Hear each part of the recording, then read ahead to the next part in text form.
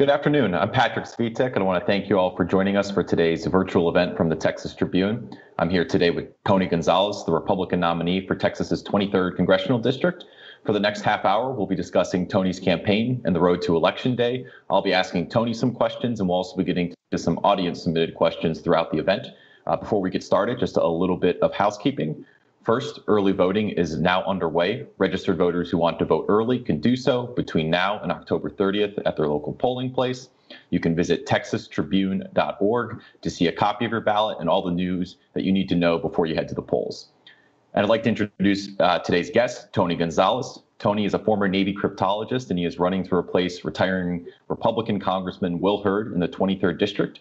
Congressman Hurd has endorsed Tony, as have President Donald Trump and top Republican leaders in the House. His Democratic opponent in the race is Gina Ortiz Jones, who nearly unseated Hurd in 2018. The 23rd District, which stretches from western San Antonio to just outside of El Paso, has a history of close contests and is drawn to be Texas's only true swing congressional district. Tony, thanks so much for joining us today. Hey, thanks, Patrick. Thanks, Texas Tribune, for having me. Excited about it. Yeah, thank you very much for being here. Now, this is obviously, we're at a very contentious and noisy stage of this race. But before we get into some of the issues of the day, for those who may just be tuning into this race, tell us a little bit about yourself and why you think you're the right candidate for this district at this moment.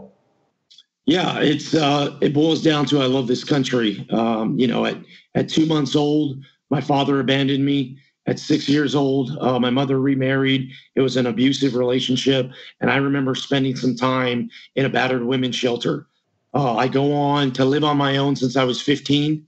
And I joined the Navy at 18 years old without a high school diploma. I came in as an E1. 20 years later, I retire as a Master Chief. It's the highest enlisted rank. And now I'm finishing up my PhD. So when I talk about the American dream, when I talk about fighting for the American dream, I am the American dream. So this district represents me, represents my values, and I represent them and their values. What's giving you hope in this race at this point? As maybe some folks don't know this, but your Democratic opponent was able to win her primary outright in March. You had to go through a crowded primary, a runoff, and then a recount. So just naturally, you started a little farther back in the timeline of the general election. What at this point, how do you assess the state of play of the race at this point, and what gives you optimism, and what are some of the challenges you think you still face with, I think, 12 days to go? We're in a great spot. Look, my opponent's been running for 4 years. We're in a great spot because of this. From day one, my entire goal was to just to be who I am. And that's what we've done. You know, our push cards from the beginning were in English and Spanish. Guess what? There weren't any Spanish-speaking primary voters that I was talking to, but it wasn't intended for them. It's always been about winning the general election, and we're excited about the position that we're in. I mean, it's just a night and day difference. We've traveled this district time and time again. You mentioned it, it's a split district, if you will. It's very diverse. The people in San Antonio are much different than the people in the lower valley in El Paso. And the people along the border in Del Rio and Eagle Pass are night and day different than the people out in West Texas. So beyond the amount of terrain you have to cover, the people are just different. They have different livelihoods. They have different priorities. So what I'm excited about is we have connected with people across the spectrum. I mean, we've got folks that aren't voting for the president that are voting for us. So I think at the end of the day, we will win this race by showing people that we're going to represent them, and we're going to show up. Got it. I mentioned some of those issues that are getting pretty contentious right now. As you know, healthcare is a front and center issue in this race. As I'm sure you're well aware, a lot of the Democratic attack ads against you in this race are based on, I think, at least what they cite as a candidate questionnaire that you filled out maybe during the primary runoff, where you seem to express support for, quote, eliminating the Affordable Care Act, which obviously provides protections for people with pre-existing conditions right now. Now, I know you say you support protecting people with pre-existing conditions, and we can go round and round on that all day. I guess I figured I'd ask this question a little bit of a different way. Do you have any regret filling out that questionnaire in that way, or is that still the position that you would espouse today? So, I did 20 years in the military. I retired in July, and I jumped into the race in August. And what I've learned in the political process, that no matter what you do, like no matter what you do, they're going to attack you with something, right? And you're seeing this across the nation. The thing is, like, I'm not your typical Republican. Like, you can't run this vanilla playbook against me. You talk about pre-existing conditions. Well, I have a pre-existing condition. I deal with it every day. Last year I go into BAMC to get a routine hernia repair done. They intubated me incorrectly. I coded brain trauma, kidney failure. I was on dialysis.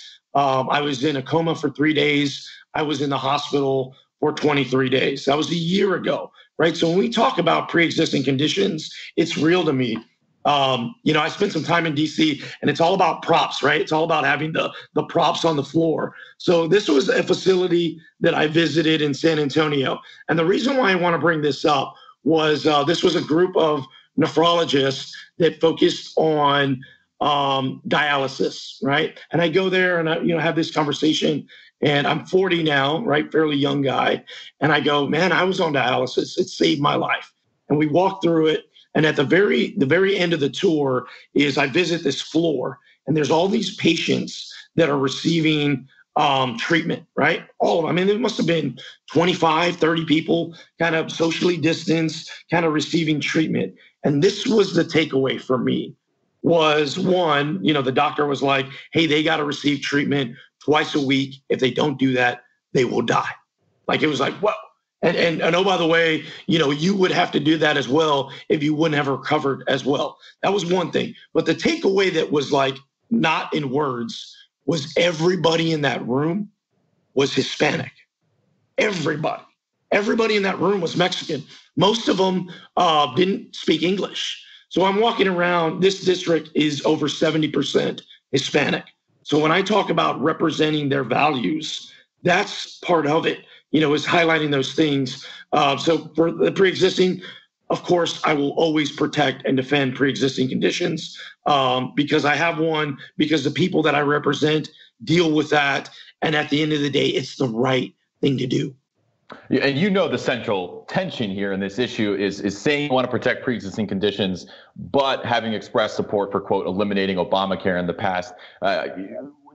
I asked this question because there's another battleground congressional race in this state, in the 32nd district, where the Republican candidate Genevieve Collins has basically gotten to the point where she said, it just doesn't make sense any longer to basically say we're going to repeal Obamacare. It's not going to happen. Republicans haven't gotten their act together in Congress. Are you in that boat, or would you stick with what you expressed in that candidate questionnaire, that you still want to see the Affordable Care Act eliminated? Yeah. So as I made my way around the district, just time and time again, this is what it boils down to. It boils down to me representing the district and what the district wants. And this is what I've seen. I've seen rural hospitals, throughout the district, in El Paso, in Del Rio, in Fort Stockton, in Monahans, Texas, tell me that the Affordable Care Act is broken, right? They go, it's broken, and we need to fix it. The issue is it's not an easy fix, right? The issue is it takes folks to come together and come up with a solution to it. It's not just this one size fits all in my district. And I respect other people's opinions. I respect other people's positions. In District 23, the Affordable Care Act does not work, right? So we need to come up with a replacement to that. I look forward to getting on the Hill and working towards a replacement that covers pre-existing conditions. Got it. We could probably spend the entire time on this, but I will move on. Thank you for answering the questions. Another issue that always comes up in this district is border security and immigration. As you know, this district covers more of the U.S.-Mexico border than any other congressional district in the country. The outgoing incumbent, Congressman Hurd, built a reputation for being an opponent of a border wall, at least, quote, from sea to shining sea, as he used to describe it, or still does describe it. I've heard you talk about the border wall a little bit, so I just wanted to drill down a little bit on that. Do you support any additional construction of border wall as it is today?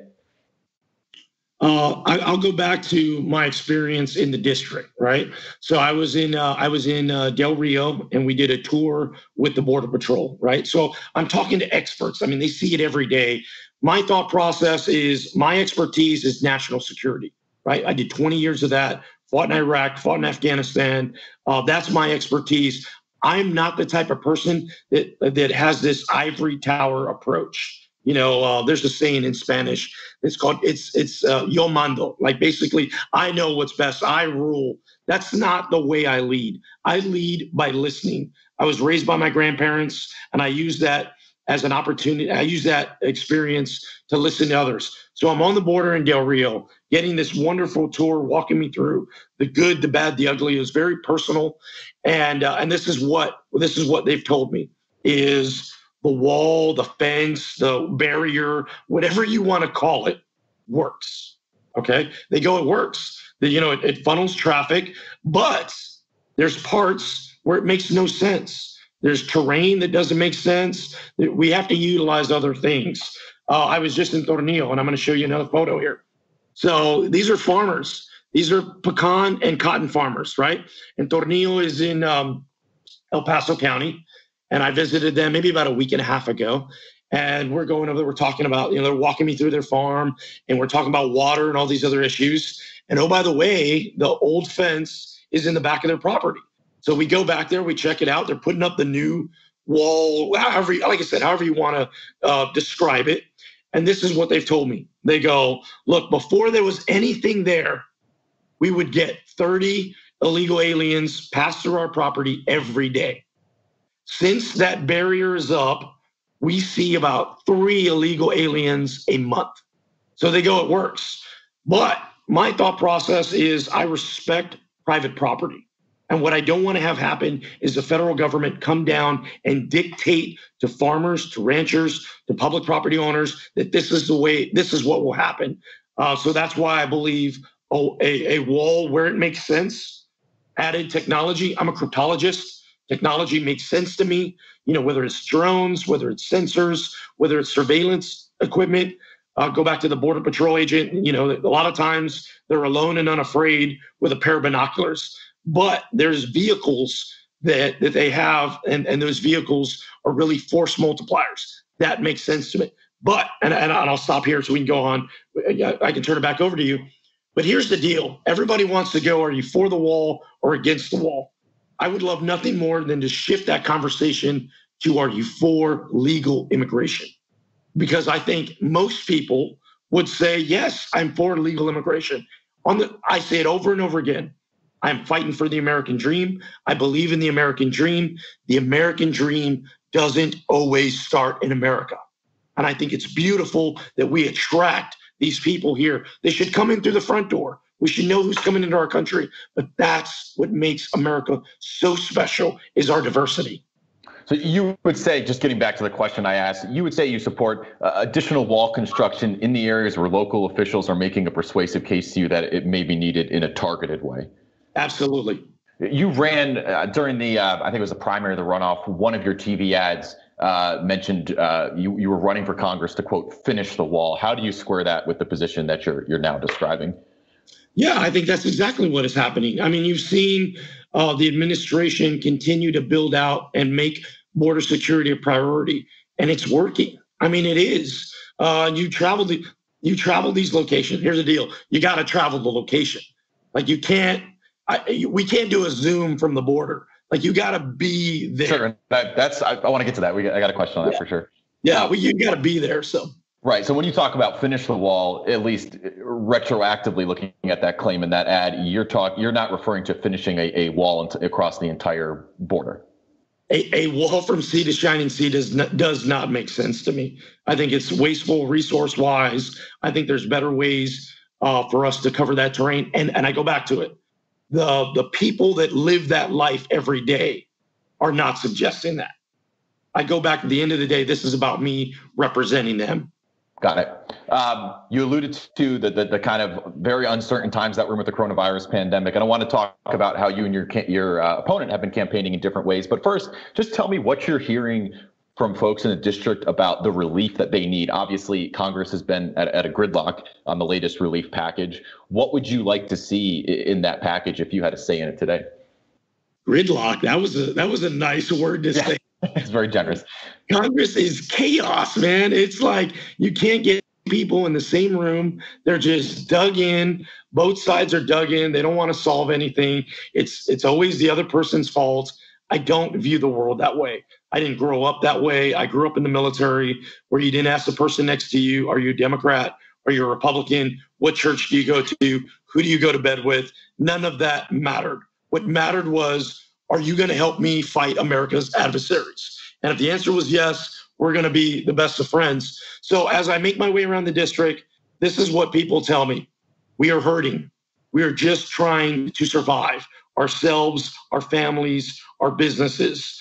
Please, let's get back to work. Please reopen, please help reopen the border for economic purposes. At the end of the day, I fully support a second stimulus package, coronavirus stimulus package. I think a lot of people need that. That should be something we should be able to get passed into law. But the problem is we've got these bureaucrats that are up in DC that are just so dug in. They'd rather put their party above their districts. Well, we had a little more specific audience question on this topic, so I'll toss it in here from Craig. He said, do you support the HEROES Act? Why or why not? Or would you have supported the HEROES Act? Yeah. Hey, Craig, thanks for that. Thanks for that question. Look, the HEROES Act was a partisan-ish effort. And you see a lot of this, right? You see a lot of this, Republicans put together one thing, Democrats put together the other, and they just kind of try to shove it down your throat.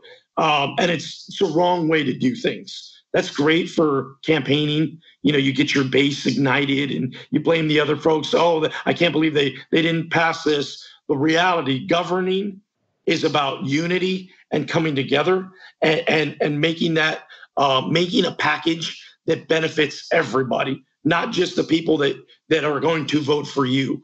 The HEROES Act, great name. A lot of these bills have great names, and they're full of things that don't represent the name. So I think that was doomed to fail from the beginning. Want to move on here quickly, but what was just one objectionable piece of that legislation, or what just one substantive objection to it? Yeah, it was just the amount of funds that were just thrown in there, kind of like willy-nilly, trillions, we're throwing trillions of dollars and just pen whipping it. Look, people are hurting. I believe in a package. I think that makes sense. But we have to be good stewards of the public's funds. And, we can't just be shelling out $4 trillion bills and just filling them with these wants in there. It has to really be impactful. Look, the PPP loans were effective. I think that was important. I think that saved a lot of small businesses, kept them going. But there's also a lot of small businesses that did not get access to that. That would be something I would want included in the next stimulus package. Got it. Staying on this topic of the pandemic, and you referenced this earlier, and I've heard you talk about it, that this district needs more than a quote virtual representative. You've been much more willing to resume in-person campaigning than your Democratic opponent. I've seen you guys have butted heads over this. What have you been doing to make sure that you're campaigning in a safe and responsible way as you've been the candidate in this race who has, again, been more willing to resume in-person campaigning? Yeah, to me, it's a respect thing. It's about showing up and respecting others, being respectful of them, not only for safety reasons, but also their time and their issues. The only way you know their issues is if you meet with them. It's a different interaction than holding a Facebook Live or anything like that. It just is. So what we've done is, we follow all the procedures, but the most important thing is just to respect one another. I probably wash my hands more than I've ever washed my hands. Certainly carry around hand sanitizer like everyone else does. But it boils down to this, your willingness to represent the district. Will Hurd, I'll talk about Will Hurd just briefly. He held this seat 3 cycles. Here you have a black man holding a Hispanic district that's 50-50, and you're like, this isn't supposed to happen. But he did it because he worked his tail off. He was in these Dairy Queens. He was in all these little towns getting in front of folks. We've done the exact same thing. And I get it. My opponent has kind of said, we want to be respectful of other people, until all of a sudden she's out campaigning now. Like, that's the thing that gets me, is like, hey, were you lying then? Or are you lying now? Or like, are you behind in the polls now? Like, why all of a sudden 2 weeks before Election Day, you've come out and now you're campaigning safely? Like, why couldn't you have done that from the beginning, just like I have? Anyone doesn't have to look too far, and this is happening in a number of races, but to find photos of candidates like yourself who did resume in-person campaigning earlier than their Democratic opponent, appearing at events indoors, in some cases without masks. When you see those photos and you see some of the criticism you get, have you looked back at any instance over the past few months and thought, yeah, maybe I should have been a little more careful, maybe I should have worn a mask, even if you felt comfortable in the situation and the people around you felt comfortable? Do you think it sent the wrong message to be publicly appearing in photos without a mask in those settings? So I don't wear a mask when I do interviews. I don't wear a mask when I take a shower. I don't wear a mask to go to bed. I don't wear a mask when I eat.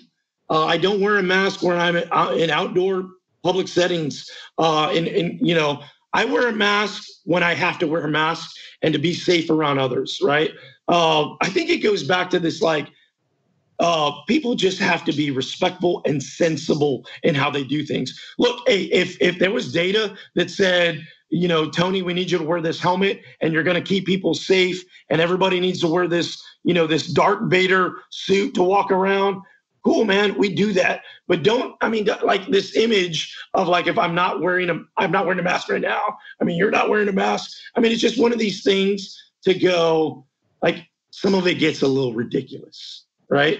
But at the end of the day, this is about safety.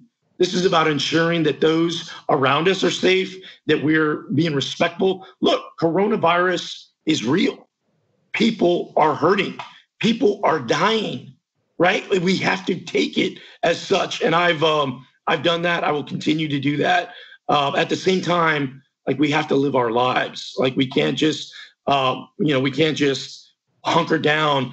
I go back and I'll turn it right over.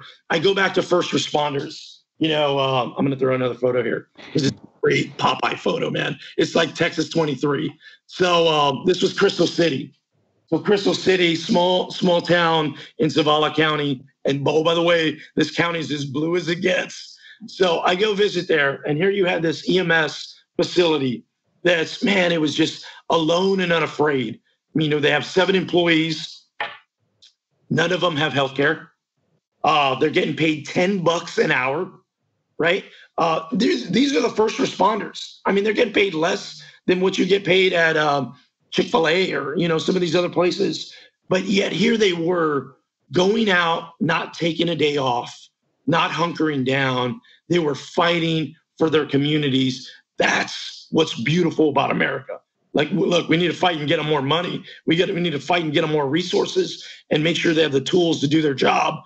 But they didn't take any days off. They don't take any days off. That's an example of Texas 23.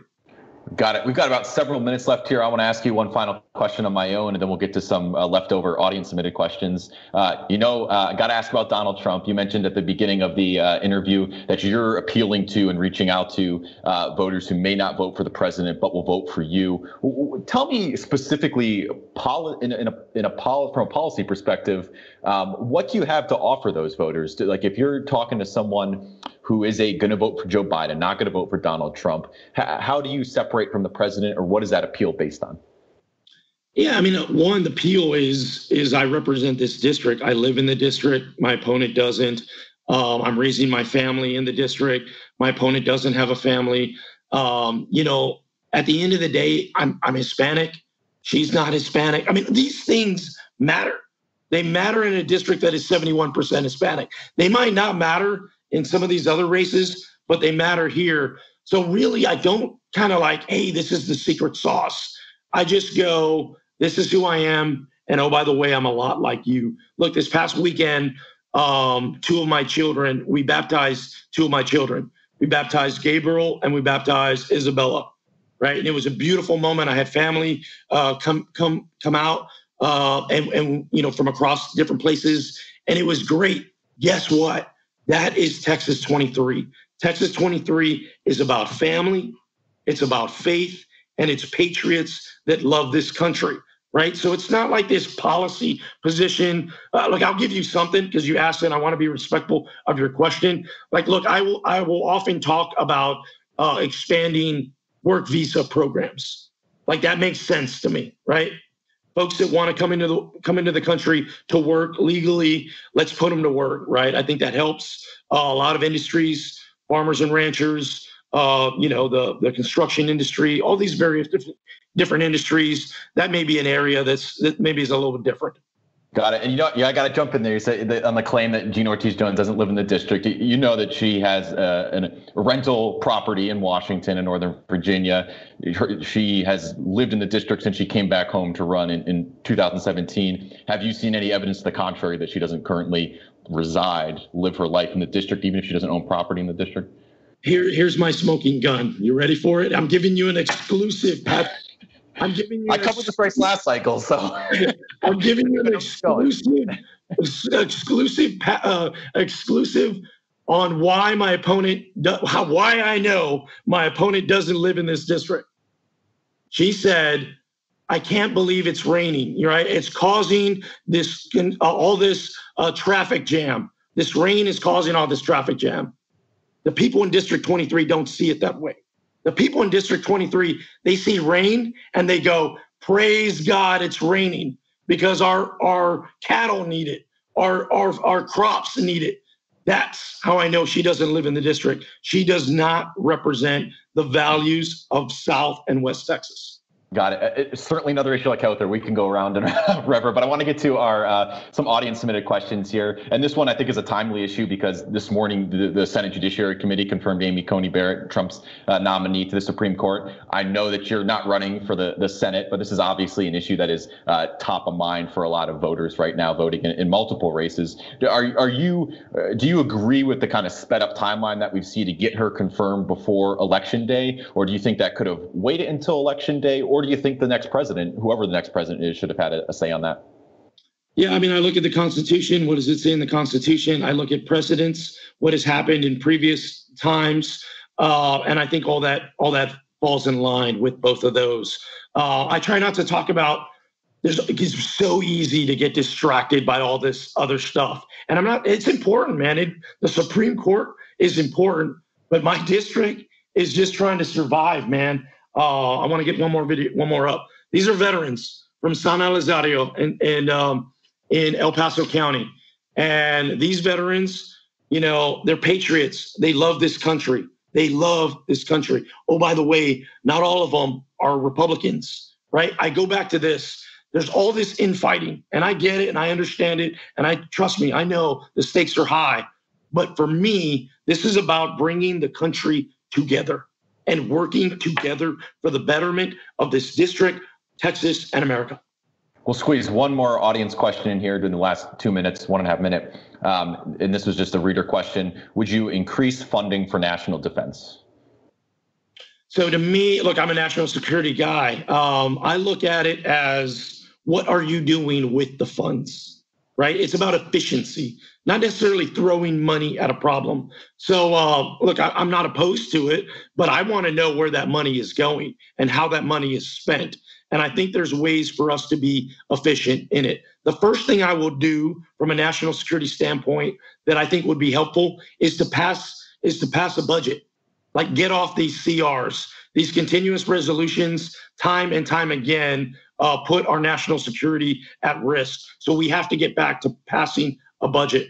I'm on record supporting our military bases. My opponent is on record supporting BRAC and leaving it up to Washington bureaucrats in order to do that. That's detrimental. It's detrimental to Laughlin, to Camp Bullis, to Fort Bliss out in El Paso. So for me, I'm always about supporting the military, and that starts by protecting our bases, not closing them down. Thank you very much. And with that, we are just about out of time. Thank you to everyone for tuning in, and thank you to Tony for joining us. Finally, a reminder that if you want to follow the latest election with our weekly 2020 newsletter. Go to trib.it/2020 to subscribe. Have a wonderful rest of your day, everyone. Take care.